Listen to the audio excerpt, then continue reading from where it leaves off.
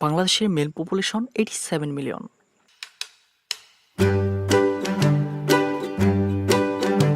Simpling, porn addiction, lack of skills, mental weakness. These are very common to the young generation right now. কিন্তু দুঃখের বিষয় বাংলাদেশের মিডিয়াগুলোর এসব সমস্যা নিয়ে কথা বলার সময় নেই। তারা ব্যস্ত টিকটকার ওপর ল্যাম্বরগিনি কেনা নিয়ে, শাকিব খানের দ্বিতীয় বিয়ে নিয়ে, আর এই সমস্যাগুলো নিয়ে কথা বলতে আজকে রহস্যপটের এই ভিন্ন রকম আয়োজন। আসুন জেনে নেই কেন আপনার সাথে প্রতিনিয়ত এই বিষয়গুলো ঘটছে।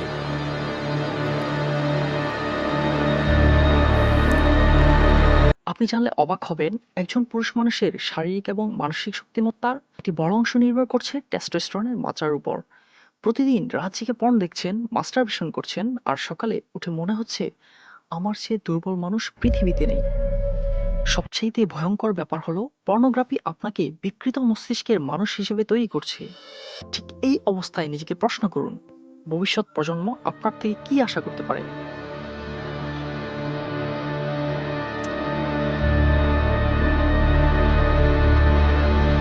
মানুষের ব্রেইন এমনভাবে তৈরি যাতে সে রিওয়ার্ড খোঁজে। আপনি কোনো কাজ শেষ করলেন, রিওয়ার্ড। পরীক্ষায় ভালো করলেন, রিওয়ার্ড। নতুন কিছু শিখলেন, রিওয়ার্ড। হাজার হাজার বছর ধরেই মানুষ এভাবে এগিয়েছে। কিন্তু আজ একটা স্ক্রল, একটা রিল, একটা নোটিফিকেশন, একটা শর্ট ভিডিও, প্রত্যেকটাতেই মনে হচ্ছে আমি নতুন নতুন একটা করে রিওয়ার্ড পাচ্ছি। আর এই সমস্যার কারণেই আপনার ব্রেইন অ্যাচিভমেন্ট আর এন্টারটেনমেন্টের মধ্যে পার্থক্য করতে পারছে না।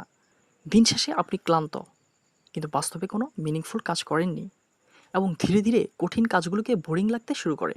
বই পড়া, স্কিল শেখা, ব্যবসা শুরু করা, দীর্ঘমেয়াদী লক্ষ্য নিয়ে কাজ করা, সব কিছুই কঠিন মনে হয়।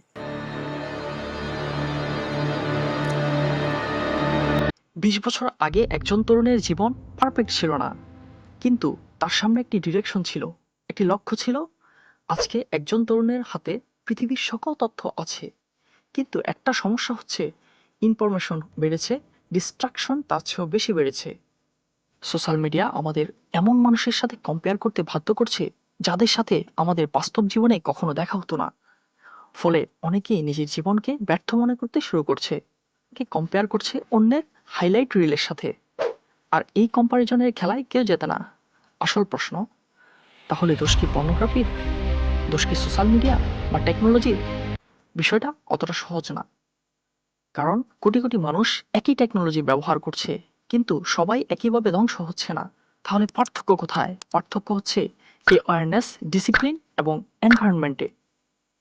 সবচাইতে বড় পার্থক্যটা হচ্ছে একজন মানুষ বুঝতে পারছে কিনা তার অ্যাটেনশনের জন্য প্রতিদিন যুদ্ধ চলছে। আজকে পৃথিবীর সবচাইতে দামি জিনিস টাকা না, অ্যাটেনশন। যে আপনার অ্যাটেনশন নিয়ন্ত্রণ করতে পারবে, সে আপনার সময় নিয়ন্ত্রণ করতে পারবে। ধীরে ধীরে সে আপনার জীবনকেও নিয়ন্ত্রণ করবে। আপনি দুর্বল না। প্রশ্নটা হলো, আপনি কি বুঝতে পারছেন আপনার সাথে কি করছে? বাংলাদেশের 87 মিলিয়ন পুরুষের মধ্যে আপনি কোন দলে রয়েছেন?